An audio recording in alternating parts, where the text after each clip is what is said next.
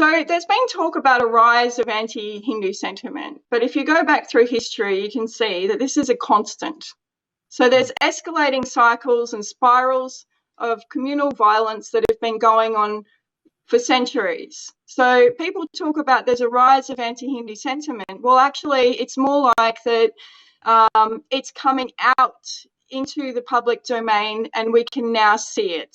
Mm-hmm. So it hasn't been reported in the past, not because it hasn't been happening, but because there's been barriers to reporting. And one of those was that people don't know the law and they don't know how to take up their rights within, and whether it's human rights, civil liberties, and now they're starting to catch on and realize that there is a system there to protect them, but they need to use the system. So they need to document everything meticulously. There needs to be members of every community that their sole responsibility basically is to document the communal condition that they're in, and to document incidents that are happening in their region, to document incidents that are happening in their nation, so that they can then show this is the scenario that's occurring within our country, and take this to the intelligence, take this to your local police, your federal police, your state police, take this to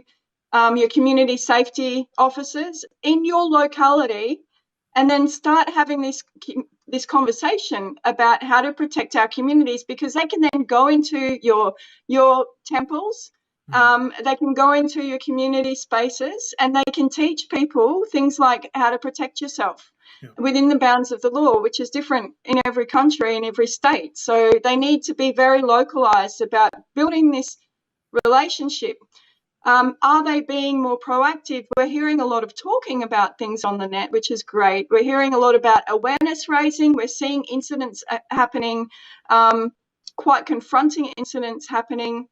Mm-hmm. And the awareness is being raised at a higher level.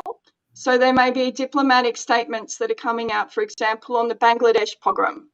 We had some statements coming out. There were diplomatic statements, and this is related, but it's not a Hindu, on the Salman Rushdie issue. But then you see the complete oppositional narrative coming out with the Nupur Sharma incident, which is a Hindu issue.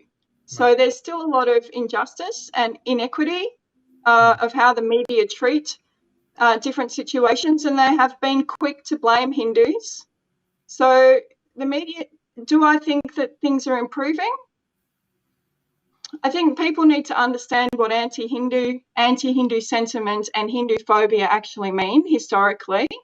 And there's resistance to recognising that this word's been around for 200 years, 150 years for Hinduphobia and 200 years for anti-Hindu sentiment, anti-Hindu feeling, these kind of words, anti-Hindu legislation, anti-Hindu XYZ, anti-Hindu books. Catherine Mayo's book was branded anti-Hindu, and the Hindu Mahasabha went around to foreign countries to try and clarify with the media and with the communities that this is not actually what Hinduism is, and we're insulted and hurt by this. This is highly offensive, but it didn't stop people from using Catherine Mayo's work. So do I think things are improving?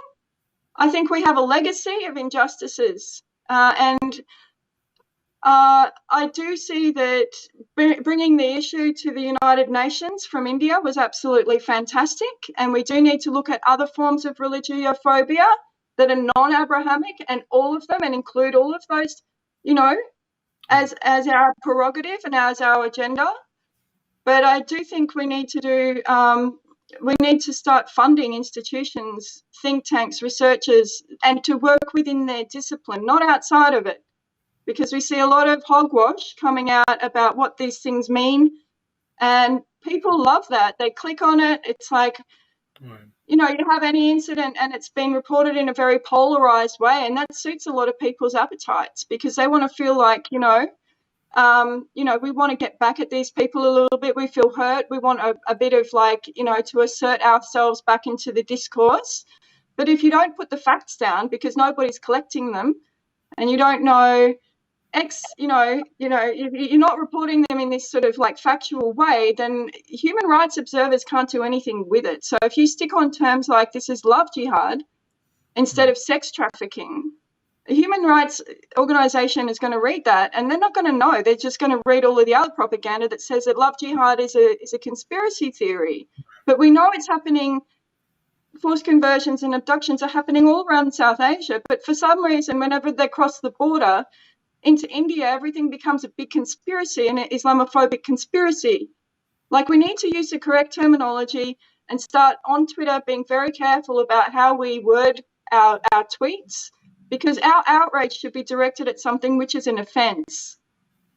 So our outrage should be directed at child sexual exploitation, child sexual abuse, sex trafficking, forced conversions, things that are abductions, that are a deprivation of a person's liberty. How can she make a choice to be with a person or conduct certain activities when already her liberty is being deprived? Right. So when people, start commenting on a domestic violence incident where a partner has murdered in an Islamic kind of style, so they've had their heads chopped, murdered their partner in that particular way, then they slap on it love jihad.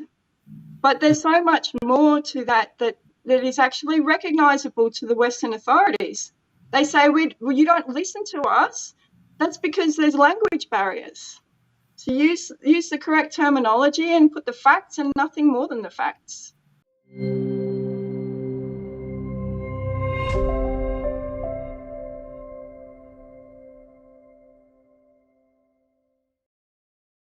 Please remember to subscribe to us and switch on the notifications for this channel.